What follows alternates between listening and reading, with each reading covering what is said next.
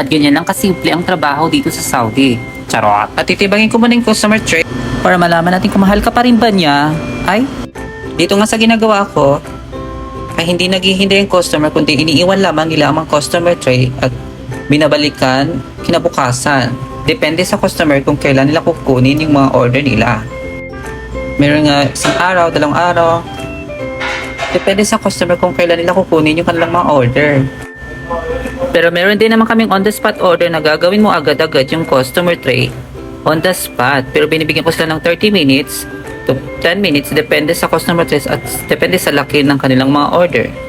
Ang tawag nga pala nila sa pagkain ito ay baklawa. Hindi bakla ha, kundi baklawa.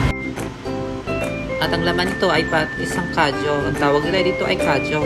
Para siyang lasang na dinurog na mani. At ilagay ko lang ito ng powder pusto, pistachio in English, pusto in Arabic. At ito na nga ang ating